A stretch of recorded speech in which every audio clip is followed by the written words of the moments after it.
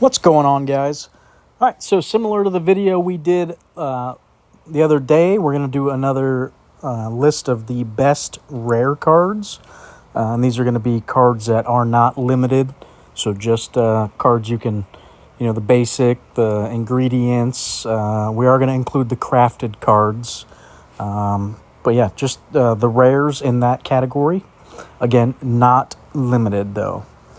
So let's go ahead and take a look. And these are obviously my opinion. And I chose 18 of them, so it's a pretty good spread. There's going to be some I'm sure you guys think should have made the list that didn't. There was a few that I myself kind of debated back and forth about. So ended up being a pretty close list overall. But I think the cards I chose are just primarily sheer power level.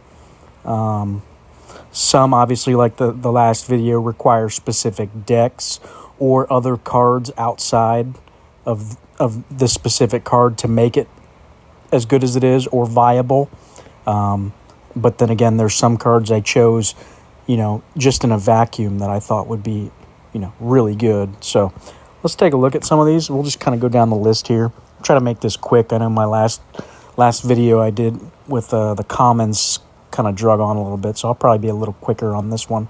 But first up, we've got 9 Muses. This is a staple card in the Greek mythology deck, and it's going to be the reduction, energy reduction card. So given all your Greek mythology cards, -1 until played. Energy cost at 5 with base power 46 is pretty mediocre, if not a little under the line. I would prefer it to be closer to 50, maybe a little above 50, but for the sheer power it gives you by reducing the cost of your Greek cards, and obviously gets a lot of buffs in the Greek deck. I think it's a strong card. Next up, we have Century Egg. Again, base power at 100, energy at 10 cost, so on par with where it should be. I think for every 1 energy cost, you should get 10 power, at a minimum. So I think this card is right where it needs to be power level.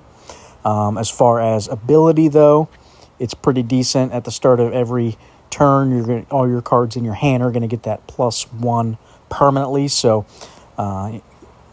basically going to get free 5 power on your cards every turn, which adds up pretty quick, especially as those cards start cycling through and they're getting it multiple times. It can be fairly decent. And in a cuisine deck, obviously this is a cuisine card, there's a lot of cards that buff it as well. So most of the time when you play this card, it's going to be well over 100 power. So decent card, one of the better rares. Let's see here. We've got next up Chromatic Scale. When drawn, your cards in hand gain +12 for 2 turns. So I like this card. It is a 1-drop, so there's a lot of cheap decks that like a good 1-drop. Obviously, cards like Binary and such that buff 1-drops and frilled dragons, stuff like that. Especially in casual, this card's very good because it's a 1-drop or limited energy weeks. It'll be a very good card for you. So think about, for 1 energy, you're going to get essentially, 12 power times 5, so 60 power on all your cards. So pretty good power for just 1 energy. Next up, Sacagawea. Base stats, we've got 4 energy cost at 31, a little bit under where I like it to be, but ability is really strong.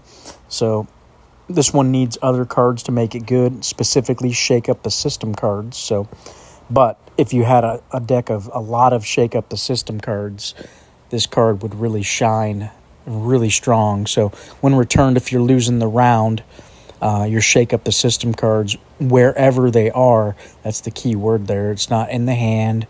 It's not when played or anything, like just the cards played. It's wherever they are, and they're going to gain 25 power, which is really strong. So for only 4 energy, if you had, 4 or 5 Shake Up the System cards in your deck, you're getting 100 to 125 power for 4 energy. That's pretty strong. Again, I know it requires specific Shake Up the System cards to make it good, and those cards aren't necessarily the greatest. I think there's a couple that are decent, but I think you could make this card viable if you built a deck around it. Next up, we've got Henry Highland Garnet. Base stats look right where they need to be. 3 energy for 30 power. That's pretty on par. Ability, though, when drawn, your cards in hand gain plus 10 power this turn. And if you have lost 2 rounds this game, your cards in hand gain plus 20 this turn. So, again, for 3 energy, you can get... you can get an additional 30 power when this is drawn. Or, I'm sorry, I guess it's when it's drawn, not played. So when drawn, all your cards are going to get that plus 10. So that's really 50 power. But it's for the turn, so you're only going to be able to play 3 of them, right? So you're really just getting the 30 power. But if you've lost 2 rounds, you're getting the 60 power. So maximum 90 power on a 3 energy card. So I played with this card a few times, and it surprised me how decent it was. Kind of didn't think it would be until I played with it. So it's one of them cards that's a little deceptive, I feel like, until you try it out, and you're like, oh, okay. It seems a little better than I thought. Next up, I have Numbers Station. So you can see the base stats. It's a little under where it needs to be. I feel like we needed to have 60 base power, but it makes up for it on the ability. So when drawn, 3 random cards in your hand gain plus 9 this round. So pretty nice. You're getting that extra 27 power, and it's for the round. So you don't have to necessarily play them right away. You have a little time to decide. But then again, it does depend when you draw the card. So maybe you have time, maybe you don't. But still, I think it's a decent card at this rare slot. Next up, we have King Cobra. This card sees a lot of play in the life drain decks, or the decks that are, trying to go after your opponent's energy, taxing decks, etc. Just kind of a staple card. It's a little expensive.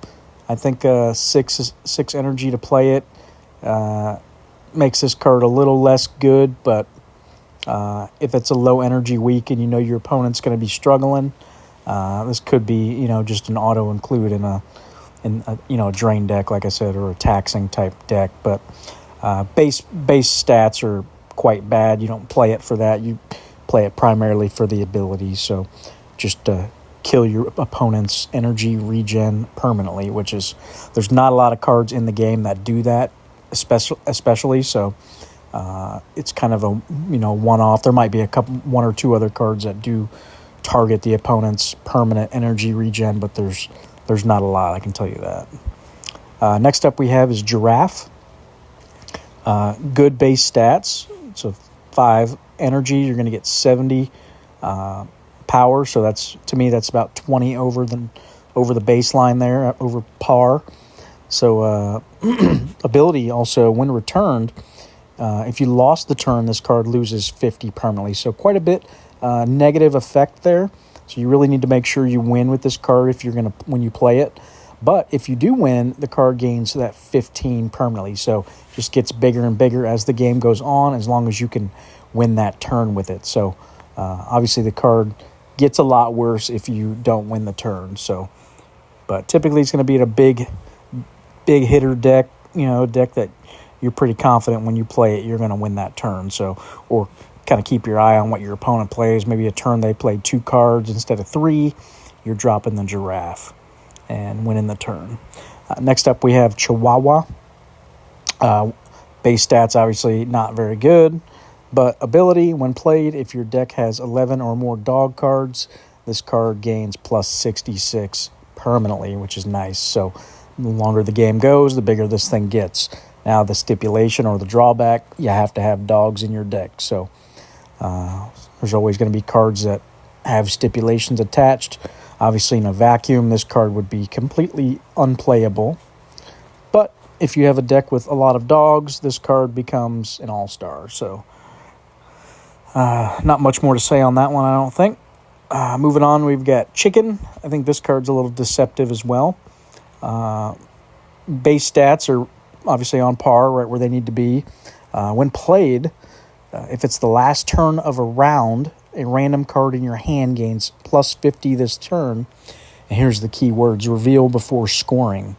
So what that means is you can slot that card up in one of the 3 slots and see what card, a random card in your hand, gets plus 50.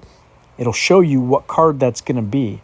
And then you can choose that card and slide it up with it. So as long as you're saving that card for the last turn of a round, when you play it, it's going to let you know, oh, I'm going to buff this card over here. And then from there you decide, can I play that other card as well and get that full effect? So I think for 4 energy, you're going to get 90 power most of the time you want to play it. Obviously, there's going to be some situations maybe where you play it, awkwardly, not on the last turn of a round. I mean, I hope you don't, but worst case scenario, then it's just kind of on par with, whatever else. But I think 4 energy for 90 power is not too bad. Next up, Scottish Fold.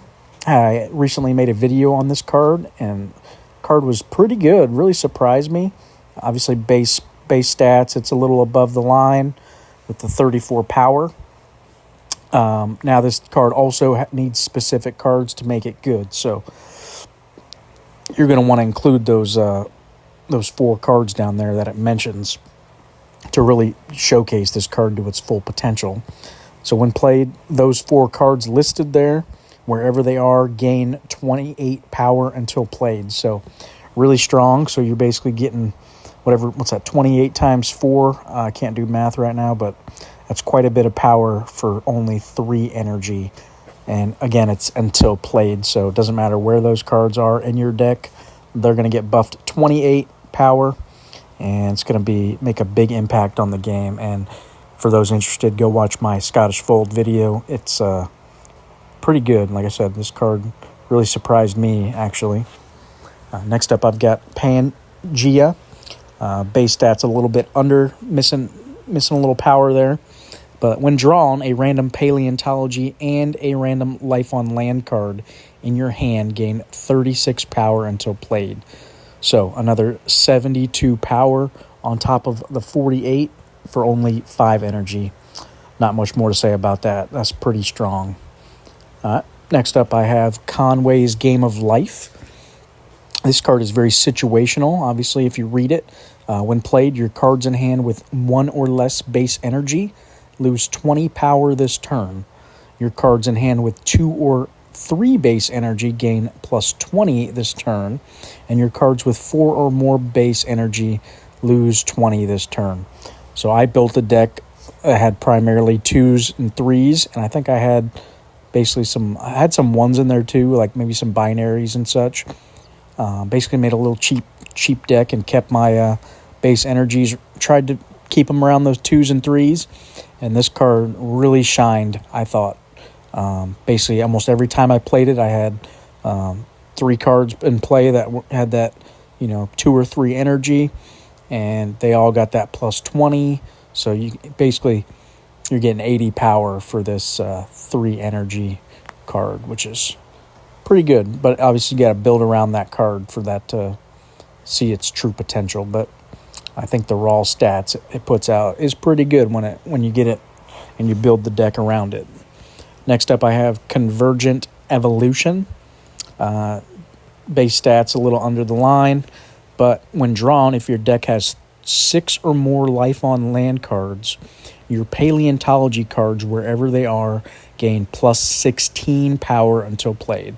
So really strong. Obviously, if you could just toss 6 life on land cards in a 12 paleontology deck, and just obviously make the rest paleontology, and you're going to get a lot of benefit off of just 2 energy. I mean, each of those cards gets 16 power. That's really strong. So that's why it's in the list. Next up, we've got Ancestral Origin, just another Sioux Bones card. Obviously, I included on the last video, I showed at least 1 Sioux Bones. Very popular deck. Does fairly well, especially high energy weeks. So I figured I'd at least show one of the cards from that again. So not much more to say about it. It just buffs Sioux Bones cards and then other cards specifically within that Subones set, such as this one does height and genetic identity. All right, next up's Flying Cloud. So 5 energy for 0, not that great, obviously. But when returned, this card gains plus 100 permanently. So it catches itself up fairly quickly, especially if you've got other cards in your deck buffing it. It's going to be a late game impact card. So if you have a deck that you're pretty sure is going to go a little bit later in the rounds, that's a good card to have. Next up, we have Diving Bell Spider. When played, your cards in hand gain plus 13 power until played. So pretty decent. It's going to get, for 4 energy, it's got the 27, which is obviously a little under the line, but you're going to get that extra 39 power when played, so boosts it back up over the line fairly decently. So decent little card. Not the greatest on the list, but out of my options and choices in the rare slot, it was one of the better ones, so we added it. And finally, we have the Fermi Paradox. Did a deck built around this card a while back as well. It's good for high energy weeks, and if you want to make like a budget build, just picking cards that are in hand with 70 or more base power, and they are going to gain 35 on the round. So pretty decent. Obviously, it's situational because you don't always know when you're going to draw the card. You can try to obviously cycle it just right and try to time it when you draw it. That's the best way to do it. But for the first draw, obviously, you don't know if it's going to be a mediocre impact card. But obviously gets better as the game goes on. So that's the rares I've chosen. So if you guys agree, or if you have any other cards you think I missed, just leave some comments. Let me know. But that's going to be the video. I hope you guys enjoyed. Thanks for watching.